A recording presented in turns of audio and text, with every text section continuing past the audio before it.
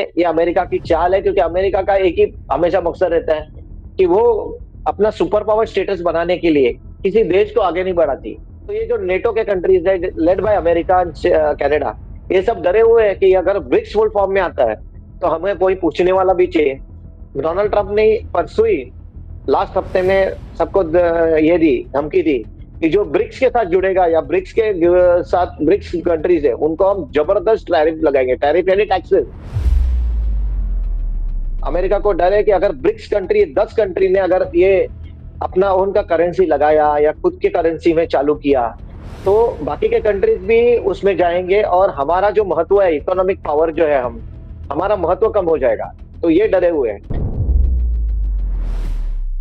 नमस्कार दोस्तों, मैं हूं मयूर परीख। आज हम बात करने जा रहे हैं एक अंतरराष्ट्रीय विषय पर, एक ऐसा विषय जिसकी वजह से इस पूरी दुनिया पर एक बड़ा खतरा मंडरा रहा है और केंद्र में है भारत। बात यह है कि पिछले दिनों नाटो के चीफ और डोनाल्ड ट्रंप, इन दोनों के बीच एक मीटिंग हुई और इस मीटिंग के बाद नाटो के चीफ ने सीधे बता दिया कि आप चाहे दिल्ली में बैठे हो या फिर बीजिंग में रहो या ब्राजील में, आपको हमारा सामना करना पड़ेगा। दोस्तों, ये खुली खुली धमकी है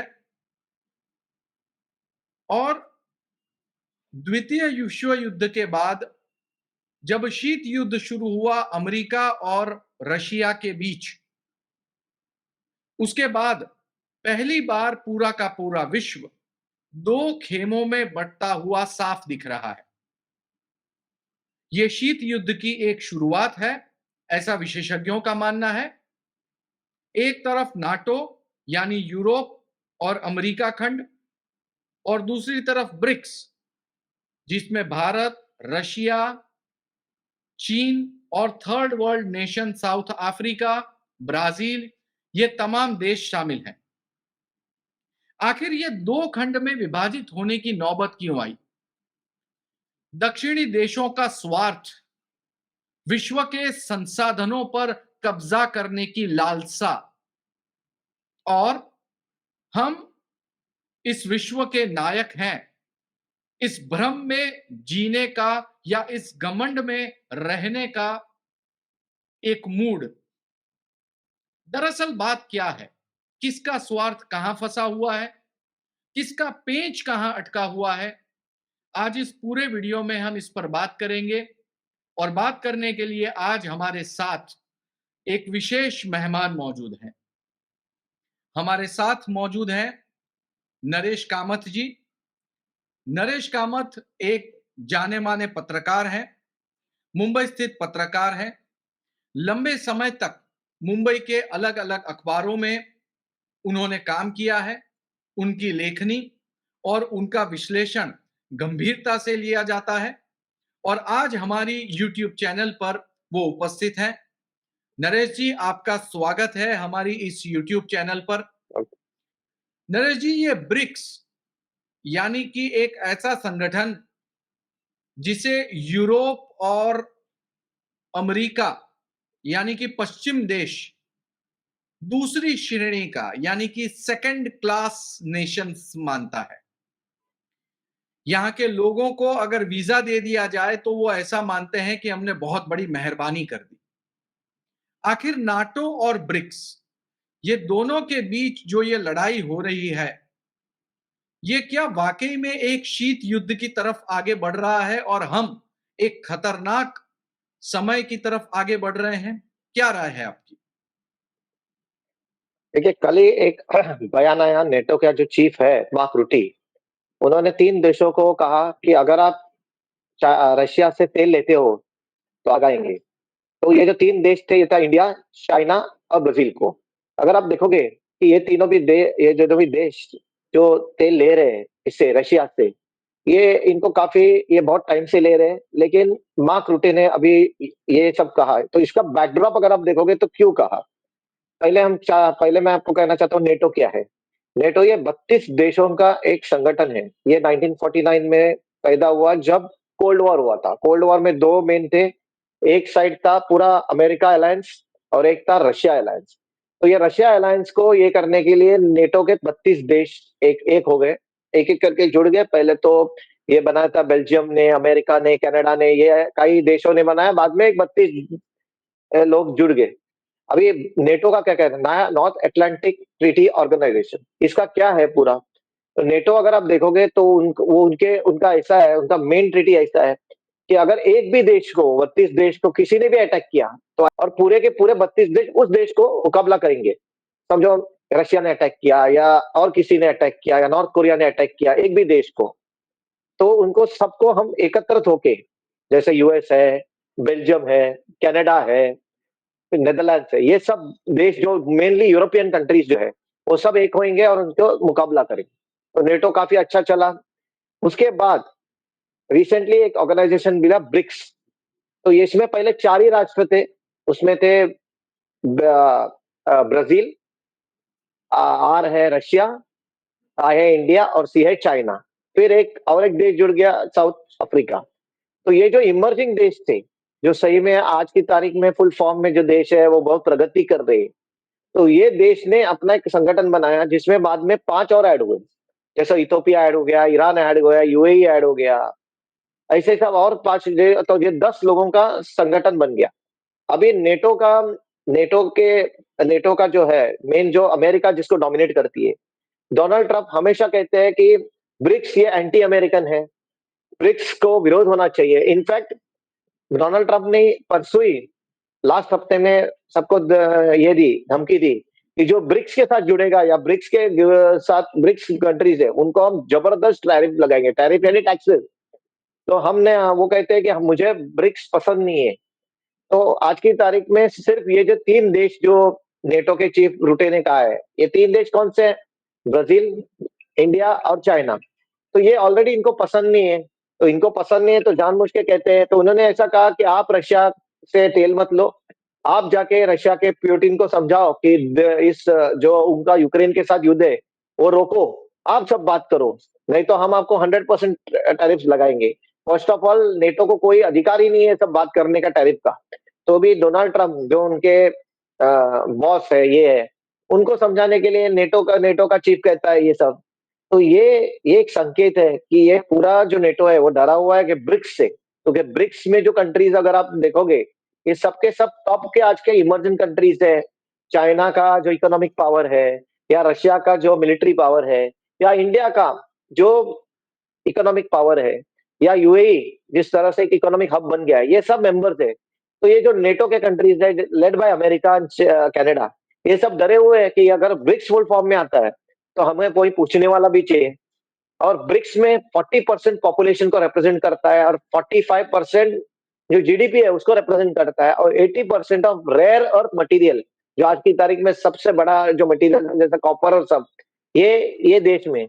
तो अमेरिका का जो अलायंस है नेटो, वो पूरा डरा हुआ है। वो अपना वो कह रहा है कि आप ये करो वो करो ब्रिक्स मुझे। और डोनाल्ड ट्रंप जैसे मुफट है, वो तो सीधा कहते हैं मैं तो ब्रिक्स को हेट करता हूँ। और ब्रिक्स का एक ही हमें एम है, एंटी अमेरिकन एजेंडा चलाते हैं।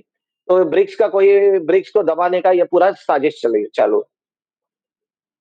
देखिए, अब ब्रिक्स की अगर हम बात करें, इंडिया लगभग 150 करोड़ जितनी आबादी, जबरदस्त 5th नंबर की सबसे बड़ी वर्ल्ड की इकोनॉमी। चाइना की बात करें, 150 करोड़ पॉपुलेशन और बड़ी इकोनॉमी। अगर हम बात करें रशिया की, उसका भी पॉपुलेशन 60 सीआर प्लस है, यानी कि वहां पर भी आपको बड़ा पॉपुलेशन है। वर्ल्ड के 800 करोड़ में से 350 करोड़ पॉपुलेशन तो इस 3 बड़े देश में। 40% है। चाइना को वर्ल्ड की आप फैक्ट्री मानते हैं। इंडिया जो है पूरे वर्ल्ड को best of the best human resources supply करता है। आप किसी भी और बड़ी मार्केट भी आईटी, बहुत बड़ा है।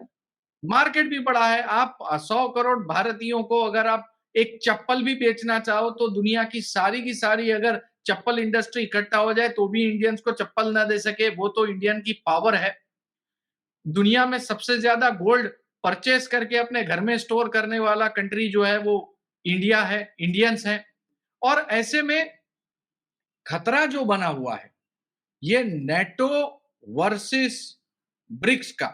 नरेश जी, अब सवाल इस बात का है कि इंडिया की हालत, ये ब्रिक्स और नाटो, इन दोनों के बीच की लड़ाई में एक तरफ खाई और एक तरफ कुएं जैसी हो गई है।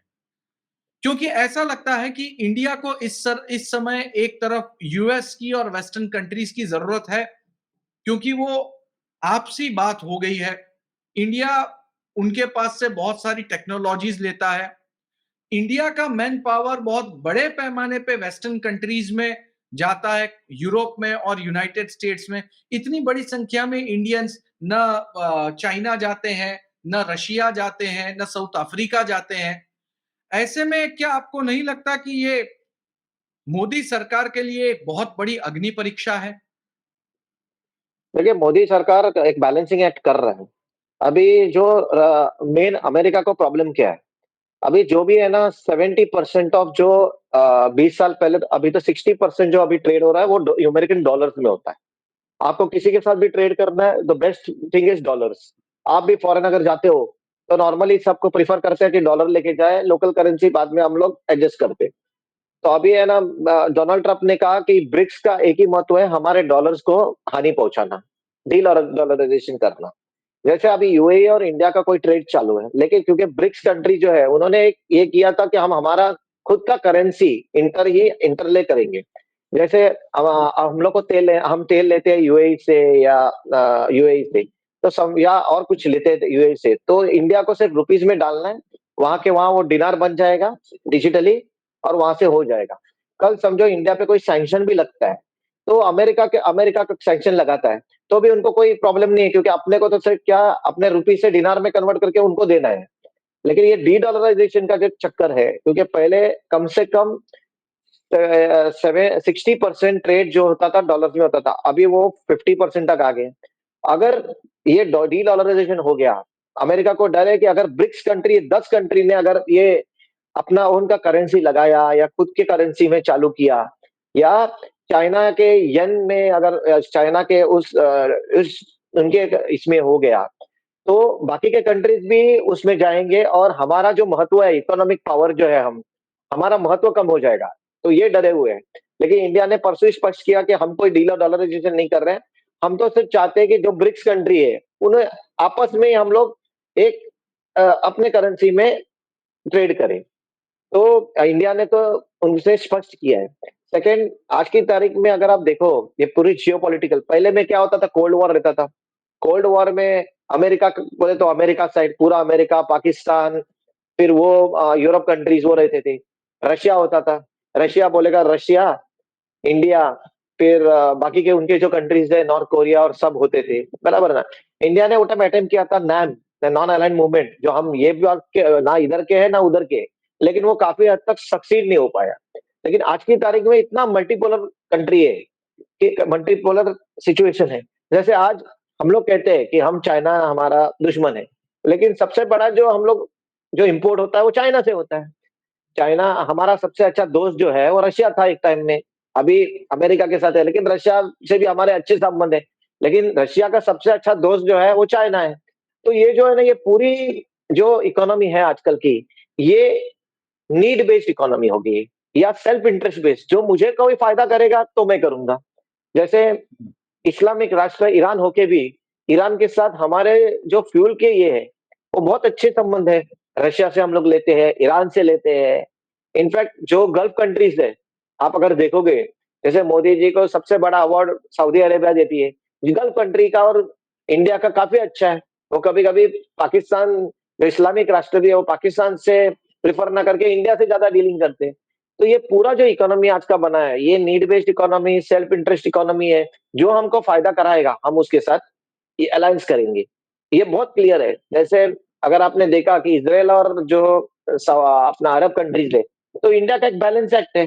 वो इसराइल के साथ भी टेक्नोलॉजी लेती है, और अरब कंट्रीज के, जहाँ हमारा सबसे बड़ा पॉपुलेशन, एक बहुत लेबर फोर्स उधर है, उसके साथ भी अच्छे संबंध बना के रखे। तो आज की तारीख में आपको अगर जीना है, तो सबके साथ अच्छे संबंध बनाने चाहिए और सबको ये करने चाहिए। एट द सेम टाइम आपको अपना एजेंडा भी आगे बढ़ाना चाहिए, कि हमारा जो सेल्फ इंटरेस्ट है ब्रिक्स में, उसको हमको आगे बढ़ाना है, क्योंकि अगर 2050 में और 25 साल के बाद अगर कोई सबसे बड़ा ब्लॉक होगा, वो G9 नहीं होगा, ना नेटो होगा, सबसे बड़ा ब्लॉक जो होगा, वो होगा ब्रिक्स का ब्लॉक।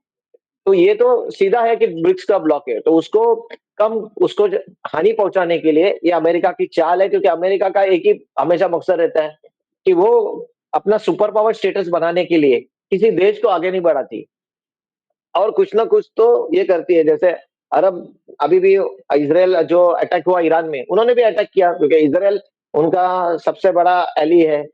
प्लस अमेरिका में जो चलाते हैं वो जूस चलाते हैं, तो इसराइल जूस का है इसराइल, तो उनको अटैक करना पड़ा। तो इस तरह वो अपने फायदे के लिए कुछ भी कर सकती है और हमें भी अपना फायदे के लिए सब कुछ करना है।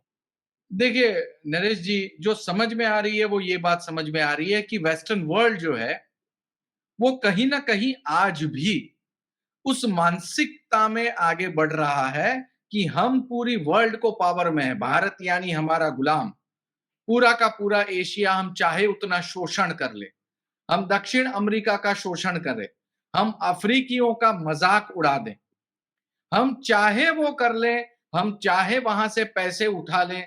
और वो क्या ये बात मानने के लिए ही तैयार नहीं है कि दुनिया अब उनके इस दमनकारी शासन से, जोर जुल्म से और उनकी गंदी राजनीति से कई गुना आगे बढ़ चुका है। डेमोक्रेसी ने सारे कंट्रीज को अच्छे फ्रूट्स दिए। ऐसे में नेटो की यह मानसिकता क्या शीत युद्ध को आकर्षित कर रही है या वाकई में एक वॉर हो जाएगा? क्योंकि देखिए, आइडियली नेटो को अटैक करना चाहिए रशिया पे, क्योंकि रशिया ने नेटो के अलायंस यूक्रेन के साथ वॉर कर लिया है। लेकिन वॉर तब हुआ था जब यूक्रेन नेटो का सदस्य नहीं था। वॉर होने के बाद जो है वो यूक्रेन नेटो का सदस्य बना। इससे आगे की बात यह है कि वो रशिया का ऐसा कुछ नहीं बिगाड़ पा रहे हैं, बल्कि रशिया की इकोनॉमी तो दिन ब दिन सुधरती जा रही। दूसरी तरफ नेटो के सारे कंट्रीज अपने जीडीपी के 2% जो है वो डिफेंस में डालते हैं। ये भी अमेरिका का एक मैकेनिज्म है, बड़े कंट्री का मैकेनिज्म है कि आप अपने जीडीपी के 2% हमको दे दीजिए, एंड ऑफ द डे वो पैसा जो है वो अमेरिका की डिफेंस इंडस्ट्री में पार्क हो जाता है, क्योंकि अमेरिका जो है वो अपनी डिफेंस के जो वेपन्स हैं वही नाटो को देते हैं। तो कुल मिला के एक इकोसिस्टम बनाया हुआ है, जिस इकोसिस्टम से सारा पैसा घूम फिर के जो है वो अमेरिका में पार्क होता है। अब जब वो अमेरिका, उनको समझ में आ रहा है कि भाई भारत देश, चीन और ब्रिक्स के दूसरे देश अगर रशिया के साथ और अपने देश के साथ अपनी करेंसी में व्यापार करने लगे, तो उनकी जो पुरानी 1949 की जो डुगडुगी है वो बजना बंद हो गई है। क्या आपको ऐसा नहीं लगता ये एक बड़े युद्ध को आकार देने की पूर्व भूमिका बन रही है? देखिए सबसे पहले तो क्या था कि ये लोग 2% देते थे, अभी अमेरिका ने सब नेटो कंट्रीज को 5% बढ़ाने के लिए कहा है। तो अभी ये लोग का ये हो गया 5% ऑफ जीडीपी आपको डिफेंस में खर्चा करना है।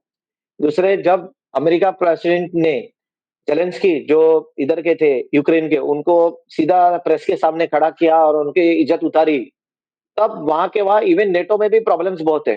पूरा यूरोप कंट्री, ये कभी सोचा भी नहीं था किसने, इंक्लूडिंग ब्रिटेन, जो अमेरिका का एकदम, जिसको कहते हैं कि अमेरिका को वो कभी छोड़ भी नहीं सकता था, इंक्लूडिंग ब्रिटेन, वो सब बोले यूक्रेन को कि अगर अमेरिका नहीं देती है तो हम आपको आर्म्स देंगे, क्योंकि वो भी समझ गए। सेकंड, अगर रशिया वॉर हुआ था तो किस लिए हुआ था? प्यूटिन क्या मांग रहा था? प्यूटिन ने इतना ही कहा कि आप नेटो के कंट्री उसको बनाओगे नहीं, यूक्रेन को इतनी गारंटी देना मैं वॉर नहीं करूंगा, लेकिन इन्होंने नहीं किया, क्योंकि अमेरिका खुद चाहती थी कि वो वॉर हो जाए, ताकि, क्योंकि रशिया से पूरे यूरोप का तेल जाता था स्टार्टिंग को, पूरा यूरोप का। लेकिन जर्मनी विर्मनी सबको दबाने के लिए, उनको वीक करने के लिए, यूरोप को वीक करने के लिए ये वॉर लादा गया, प्यूटिन को उकसाया गया वॉर के लिए। तो ये सब अमेरिका की जो बोलबाला था, वो अभी पहले जैसे चल रहा नहीं है। आज की तारीख में भी बहुत से यूरोपियन कंट्रीज है, वो अमेरिका को पसंद नहीं करते हैं, तो वो भी नेटो में होके भी वो बहुत बाजू में है। लेकिन अभी क्या हुआ है कि वॉर तो उनको यूक्रेन को सपोर्ट करना ये उनकी मजबूरी हो गई है, क्योंकि वो भी नहीं चाहते इतना पैसा लग जाए। प्लस यूरोप का जो पहले का इकोनॉमी था, ये इस वॉर के कारण उनको बहुत किया, क्योंकि तेल उनको सस्ता मिलता था, वो बहुत महंगा हो गया। तो उनकी भी हालत हो गई। सेकंड, ये जो आप अगर बोल रहे हो कि कोल्ड वॉर अभी एक स्टार्ट हुआ है, लेकिन लेकिन कोल्ड वॉर में अभी तक कौन किसके पक्ष में कुछ याद नहीं आ रहा है। और अमेरिका आज की तारीख में सबसे बड़ा उनका अगर नेटो का चेयरमैन बोलता है या अपना डोनाल्ड ट्रंप बोलता है, डोनाल्ड ट्रंप क्या बोलते हैं, आप वो भी नहीं लेने का, अपना खुद का ये भी नहीं बनाने का करेंसी, आप खुद का नहीं बना सकते, और कोई आपको ला देगा अपनी करेंसी तो भी मैं दूंगा नहीं। अभी कौन उसको ला देगा? तो उनका पूरा इशारा जो है चाइना पे है। उनका पूरा गुस्सा जो है वो चाइना पे ऊपर है, क्योंकि वो जानते हैं कि चाइना एक इकोनॉमिक पावर है। आज अमेरिका अमेरिका के साथ अमेरिका एक टाइम में 125 कंट्रीज का टॉप ये था, टॉप ये एक्सपोर्ट उसका पूरा एक्सपोर्ट करता था। आज वो जगह जो है वो चाइना ने ली है। तो चाइना सस्ते में माल दे रहा है सब कुछ, तो अमेरिका की भी हालत खराब है। अमेरिका भले अब बोलती है, हम अभी बीच में वो डोनाल्ड ट्रंप ने वो टैरिफ का चालू किया था, लेकिन टैरिफ अगर टैक्स लगाते हो तो उल्टा अमेरिका की जो पब्लिक है उनको ही महंगे में मिलेगा। तो ये एकदम यूनिपोलर हो गया है। अमेरिका को खुद को, और डोनाल्ड ट्रंप आने के बाद तो कुछ बोलो ही मत, आज एक बयान देता है, कल एक बयान देता है। अमेरिका की खुद की पॉलिसी भी नहीं रही, और ये पूरा दिखा रहा है कि वर्ल्ड में एक न्यू जियोपॉलिटिकल ऑर्डर आ रहा है, न्यू जियोपॉलिटिकल ऑर्डर आ रहा है। और ये न्यू जियोपॉलिटिकल ऑर्डर में अमेरिका को पहले जैसा डोमिनेंस वो नहीं नहीं वो नहीं दर्शा सकती है कि मैं हम ही डोमिनेंट है। उसको दोस्तों की, बाकी लोगों की भी ये करनी चाहिए। अमेरिका का सबसे जो ट्रस्टेड एली था कनाडा, आज कनाडा और अमेरिका का फाइट चालू है। अमेरिका का सबसे ट्रस्टेड एलीज थे यूरोप, यूरोप भी बहुत नाराज है अमेरिका से, तो अमेरिका भी का ये दोस्त रहे ही नहीं है। और ये पूरा जियोपॉलिटिकल जो सीन है वो आगे आगे आगे आगे और खराब होने वाला है। और एक दूसरे की नीड के लिए सबको सबको अभी सब कंट्रीज अभी सेल्फ इंटरेस्ट से जा रहे हैं। अगर इसी तरह अमेरिका एक ही बात से ब्रिक्स से डरा हुआ है कि अगर डीडॉलराइजेशन किया तो उनको वो 10 देश नहीं पड़े हैं, बाकी सबके सब देश है ना अपने तरफ से करेंगे, और हमारा जो महत्व है डॉलर्स का वो खत्म हो जाएगा। तो वो उनको बहुत डर है, और इसी कारण ये रोज के स्टेटमेंट्स आ रहे हैं। जी नरेश जी, आपने बहुत ही बहुमूल्य समय दिया और हमें डिटेल में इस इंटरनेशनल सब्जेक्ट के ऊपर बताया। हमारे इस शो में आने के लिए आपका बहुत-बहुत धन्यवाद। बस। तो दोस्तों, नेटो वर्सेस ब्रिक्स एक वही विचारधारा कि हम दुनिया के पालनहार हैं और हम दुनिया के रक्षक हैं। वैसे वो भक्षक बन चुके हैं, यही वास्तविकता है। और दूसरी तरफ वो देश जो अपनी ताकत पर गुलामी से बाहर निकलकर अपने देश को आगे बढ़ाने की कोशिश कर रहा है। हर देश सेल्फ इंटरेस्ट के हिसाब से आगे बढ़ रहा है, लेकिन नाटो और ब्रिक्स अगर दूसरे शीत युद्ध में परिवर्तित होने की दिशा में जो इस तरह से आगे बढ़ रहा है, अगर और भी आगे बढ़ा तो ये इकोनॉमी के लिए अच्छा नहीं होगा और पूरे विश्व के विकास के आड़े एक बहुत बड़ा पत्थर आके गिरेगा। दोस्तों, आप इस विषय में क्या सोचते हैं? इस वीडियो के नीचे कमेंट बॉक्स में लिखें। वीडियो अगर पसंद आया हो तो उसे लाइक करें, दोस्तों के साथ इसे शेयर करना न भूलें। वीडियो अंत तक देखने के लिए बहुत बहुत धन्यवाद।